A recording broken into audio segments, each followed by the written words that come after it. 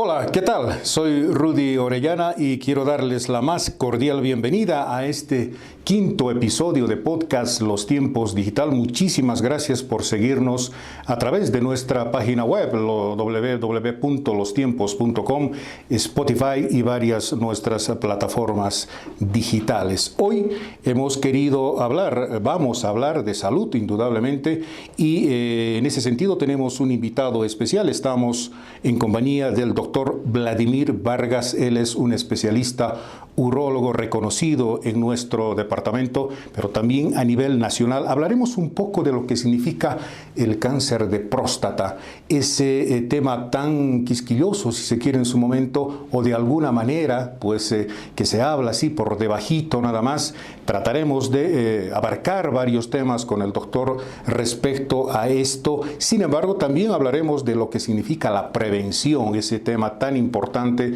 que creo que todos los hombres, la mayoría, pues a veces no quiere hablar mucho, pero que en un momento y en un determinado caso es necesario hacerlo. Doctor Vargas, muchísimas gracias por aceptar la invitación a este podcast Los Tiempos Digital. Bienvenido y pues en estos 40 minutos trataremos un poco de abarcar este tema tan importante que es el cáncer de próstata.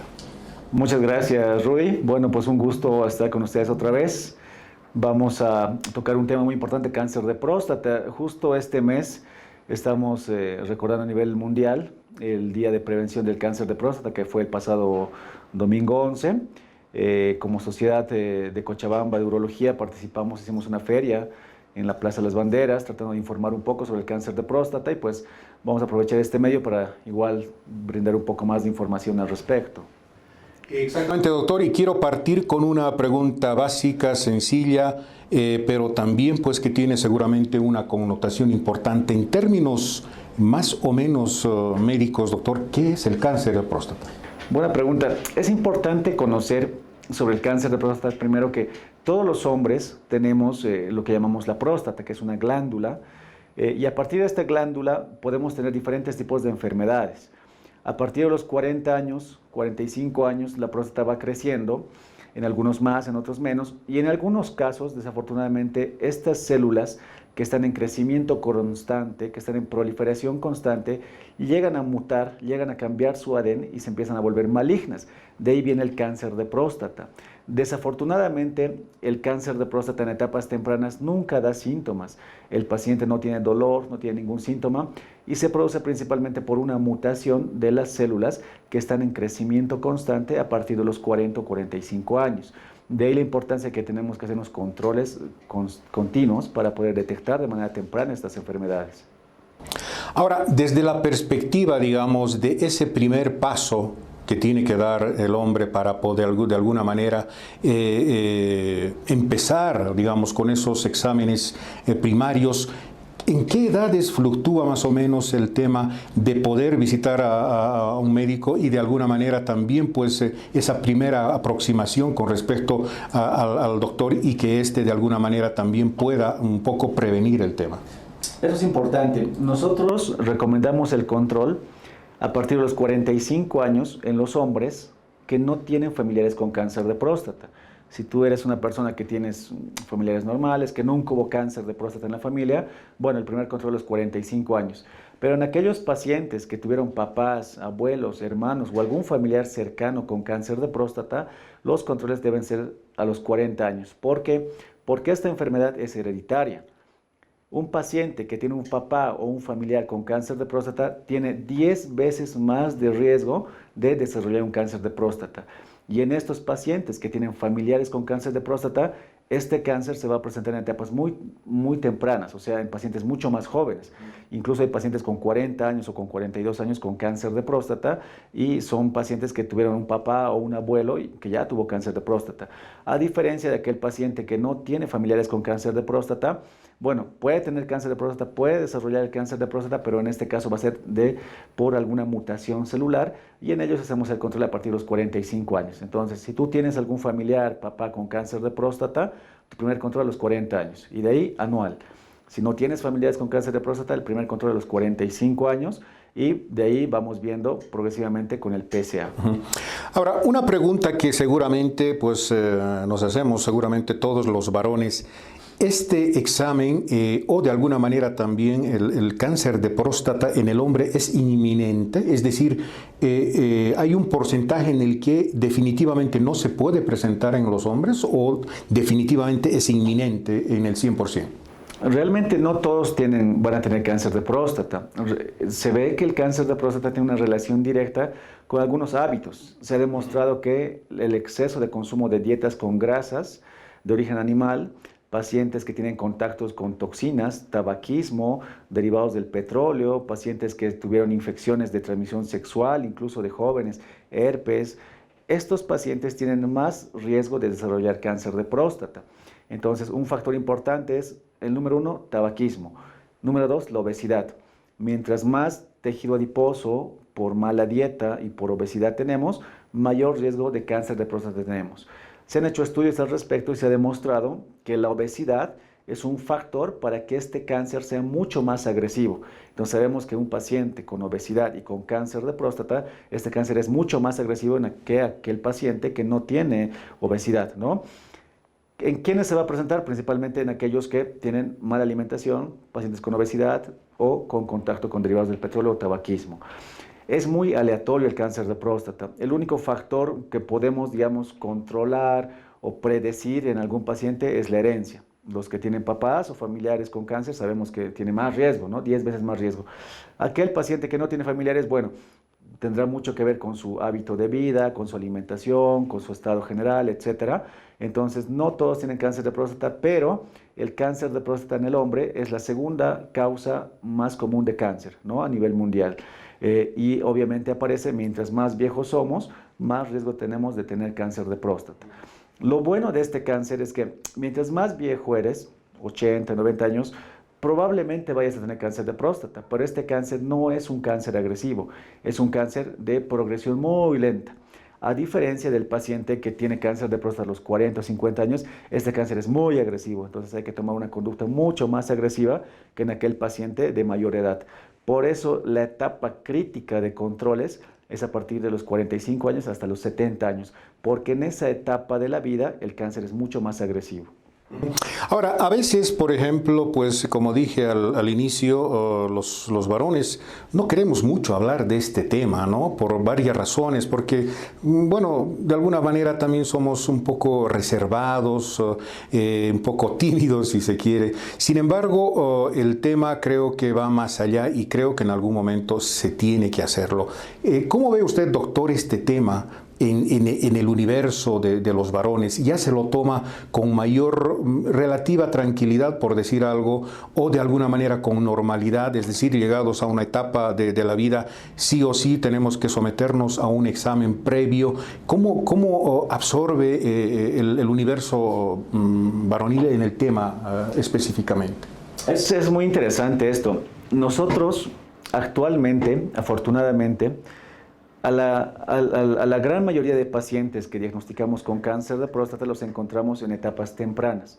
O sea, quiere decir que la enfermedad está localizada solo en la próstata. Entonces son pacientes que se pueden curar con algún tipo de procedimiento, cirugía, radioterapia, lo que necesite, ¿no? Esto no es de siempre. Antes del año 90, el año 70, los 80, 70, era normalmente la época en la que encontrabas al paciente con el cáncer muy avanzado, con el cáncer metastásico, con el paciente en silla de ruedas, con la médula seccionada, porque desafortunadamente el cáncer cuando se sale de la próstata se va justo a la columna, empieza a carcomer, a destruir la columna y el paciente queda paralítico, ¿no? Y queda en silla de ruedas. Entonces, muchos de los pacientes antiguamente los encontrábamos en etapas muy tardías. Actualmente, desde el año 90, se ha creado una herramienta muy útil que es el PSA. El PSA es un marcador que se llama antígeno prostático específico que nos ayuda a detectar el cáncer de próstata en etapas tempranas.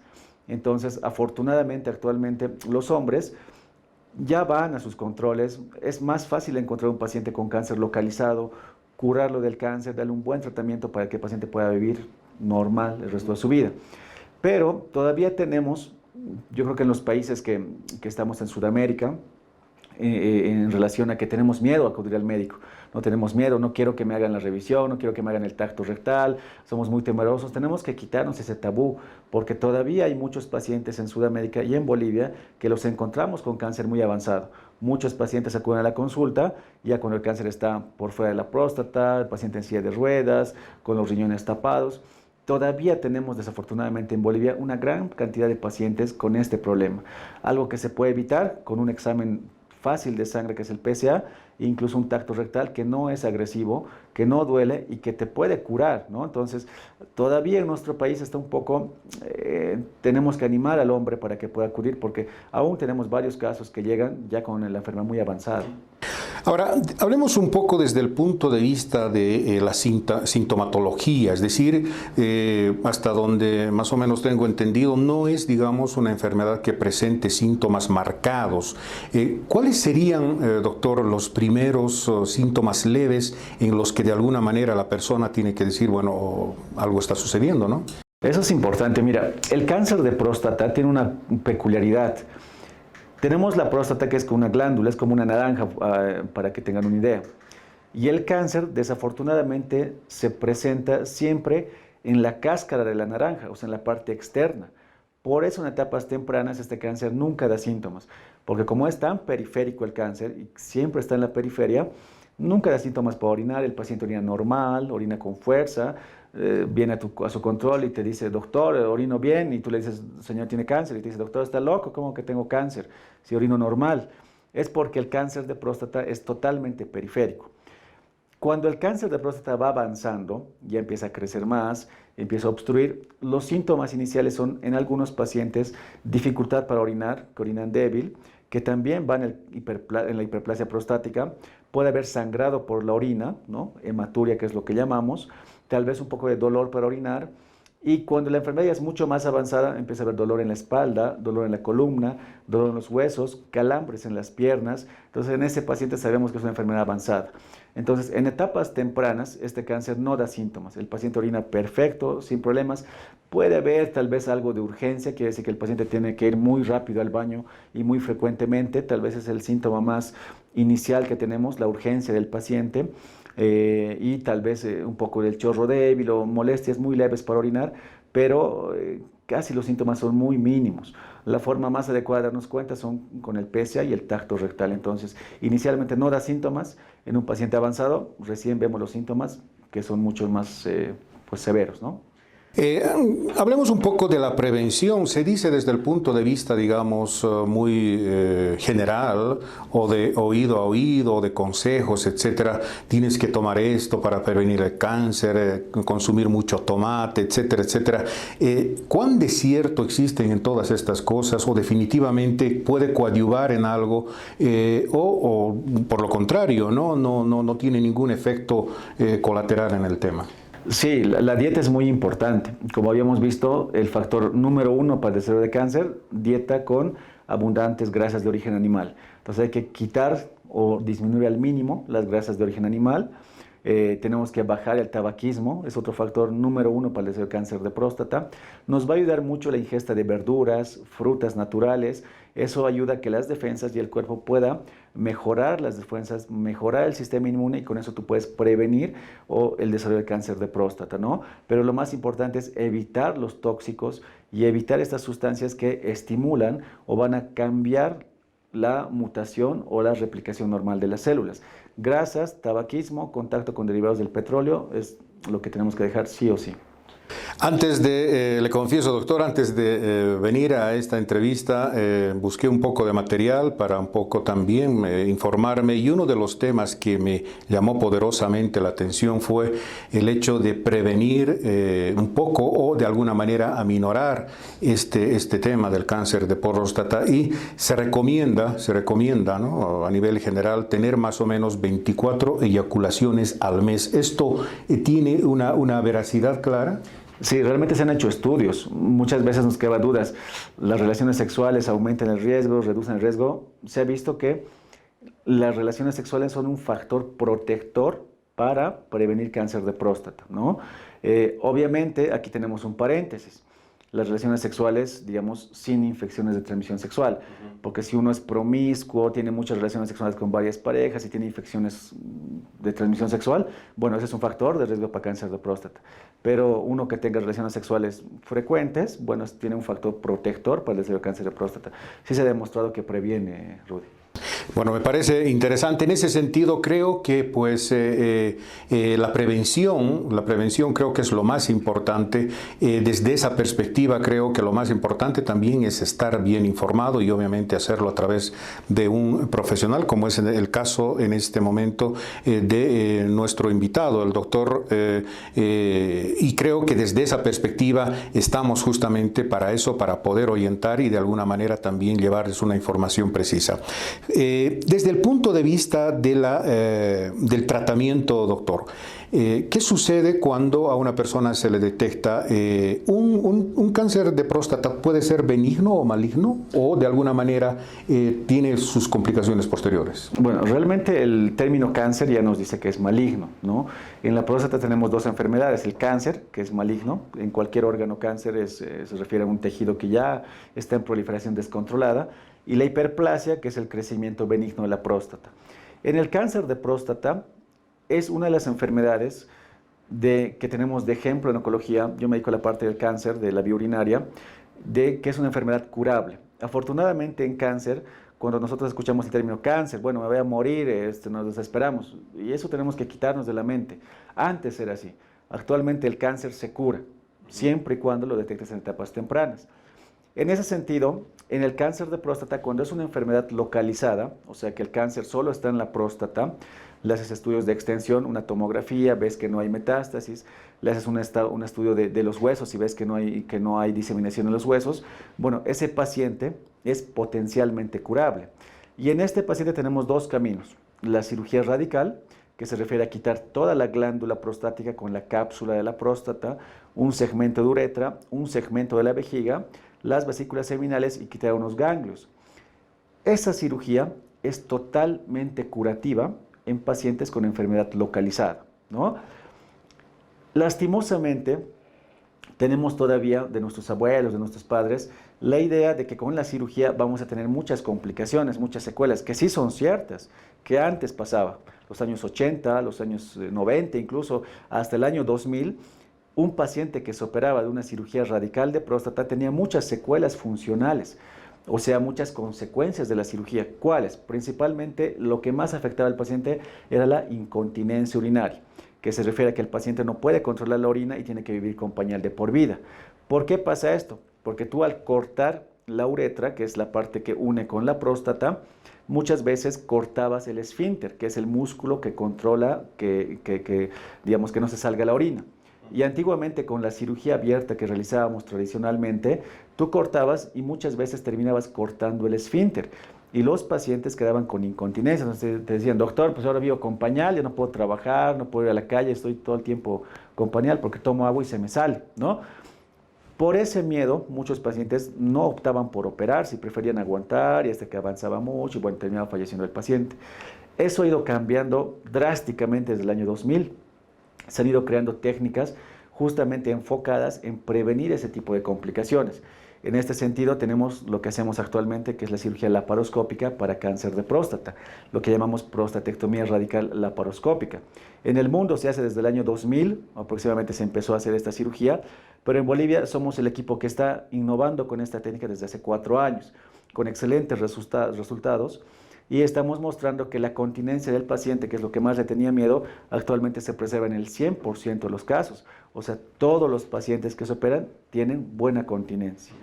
El segundo efecto que tenían mucho miedo los pacientes era de las erecciones. Decían, doctor, es que me voy a operar y voy a terminar con disfunción eréctil y mi pareja me va a dejar, ¿no? Se va a ir, ¿qué voy a hacer? Eso también ha ido cambiando. Con cirugía abierta, muy poco se podía preservar la erección. Con cirugía laparoscópica que estamos haciendo ya se preserva casi en un 80% de los casos, pero en el mundo actualmente eso ha mejorado más todavía y es lo que llamamos la cirugía por robot, que es el gold estándar para esto. Desafortunadamente en nuestro país no tenemos, en Chile, en Brasil, en todo lado tenemos, en Bolivia aún no tenemos el equipo que es la cirugía por robot, pero te da el beneficio que tú puedes preservar la erección casi en un 90% de los casos. Entonces tú ves que con el avance de la tecnología, las consecuencias o secuelas de una cirugía radical para esta enfermedad, bueno, se van minorizando y el paciente después de la cirugía queda como antes de haberse operado y con el beneficio de que está curado del cáncer, ¿no? En muchos pacientes que no quieren operarse, que dicen, doctor, mire, tengo miedo a la cirugía, no quiero saber de pañal, las erecciones me interesan mucho, bueno, tenemos otra opción que es la radioterapia, ¿no? La radioterapia también es curativa. La diferencia entre los dos es que cuando tú vas a optar por la radioterapia, lo primero que tienes que hacer es hacer una castración del paciente. ¿Por qué? Porque este cáncer se alimenta de una hormona que llamamos testosterona.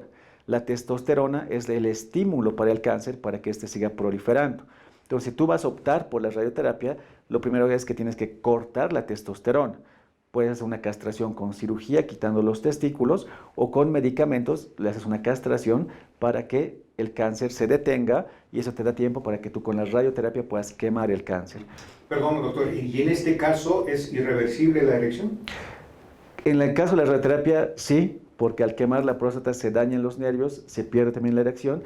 En caso de la cirugía, si el cáncer es muy localizado, muy pequeño, puedes preservar la erección, pero si es un cáncer avanzado que está muy grande, tienes que quitar los nervios y sí es pérdida definitiva de la erección. No va a mejorar con medicamentos ni con estimulantes. Hay tratamientos que en Estados Unidos hay, pero en Bolivia no, pero la erección sí se pierde bastante cuando es un cáncer muy avanzado. Doctor, siempre hablando del tema de prevención, ¿cuál diría usted que son las principales actividades que tendría que desarrollar un hombre? Podría ser el deporte, no tener una vida sedentaria, etcétera, un poco para de alguna manera también, ¿no?, contribuir para que no, digamos, el tema de la cáncer de próstata no sea tan pronto, o cómo se maneja este tema desde el punto de vista de las recomendaciones y de prevención.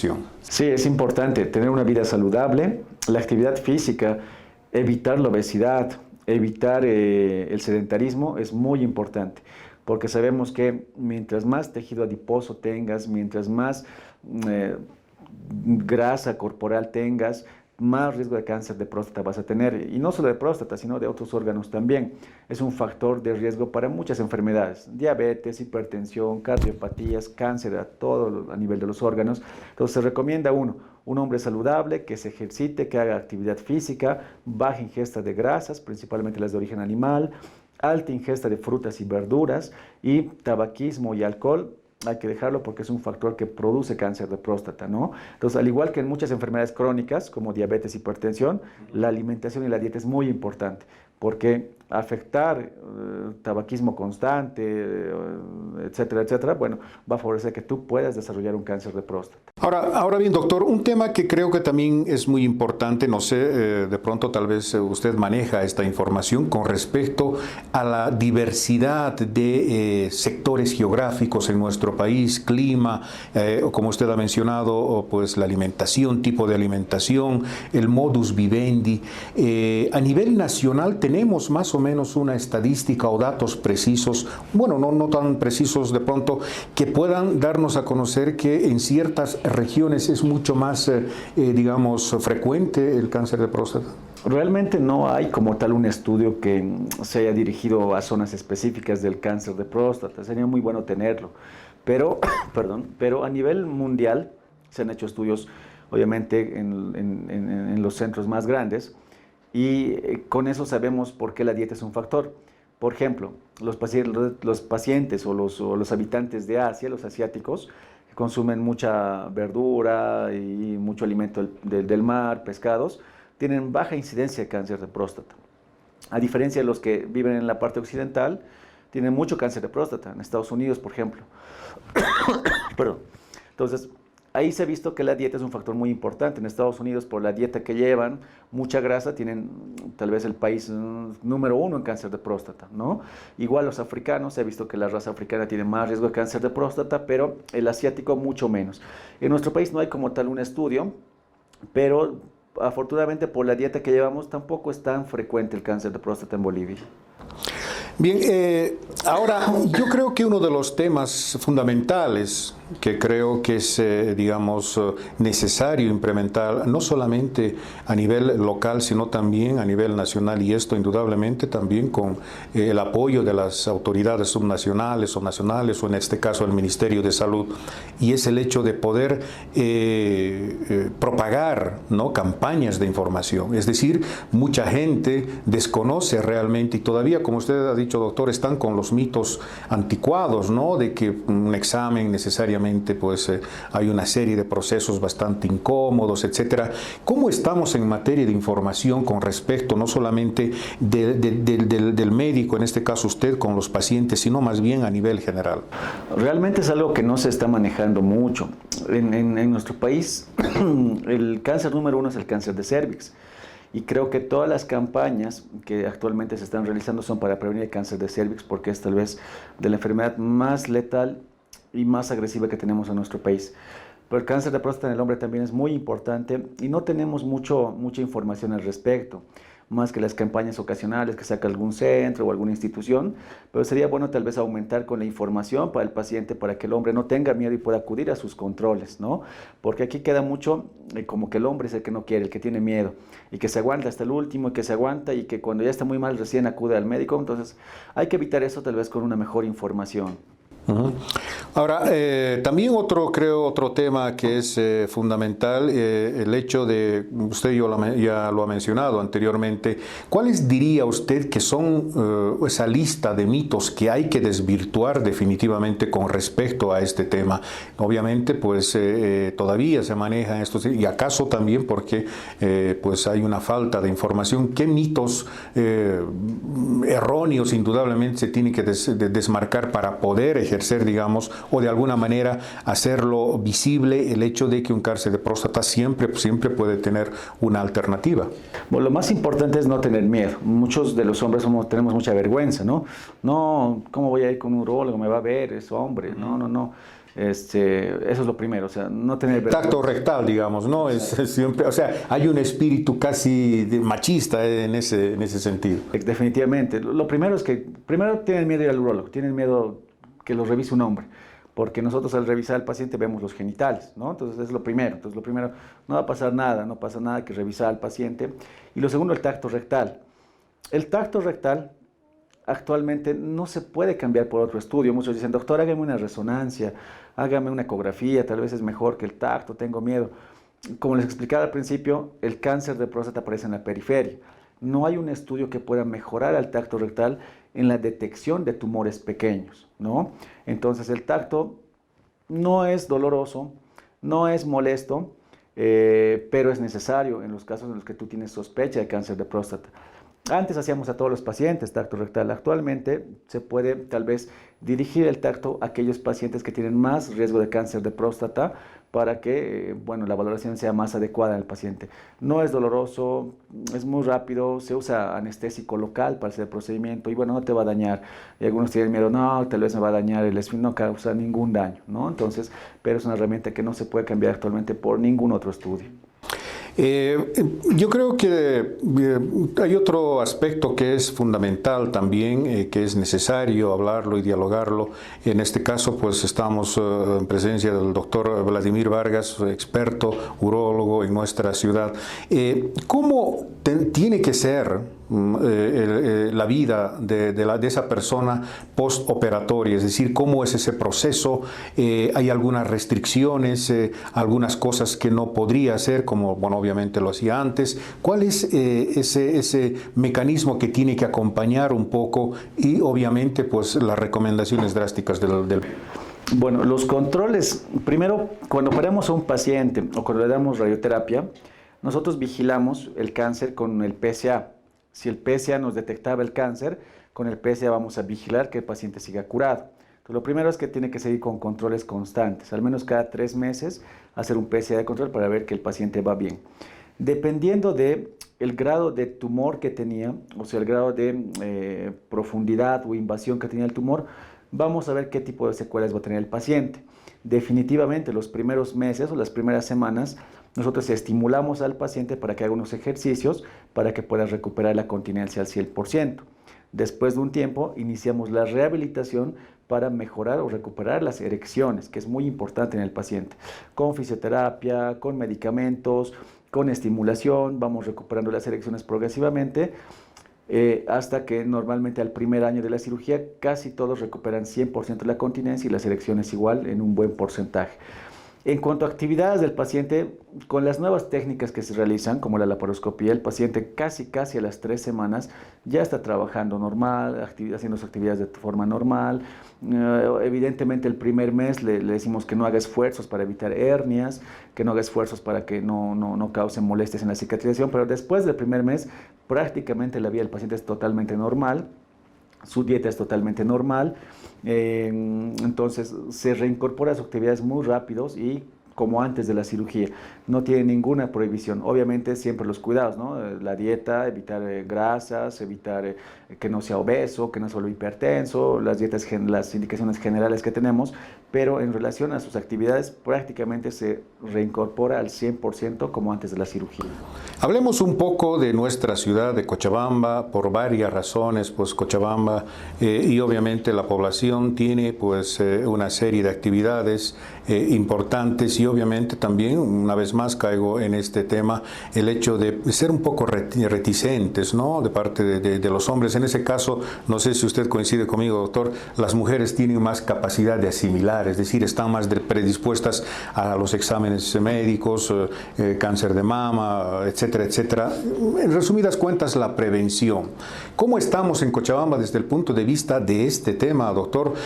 Obviamente, pues la pandemia ha sido uno de los factores, un catalizador, diríamos, para que prácticamente el universo encienda su lucecita roja y diga, ah caramba, la salud había sido importante.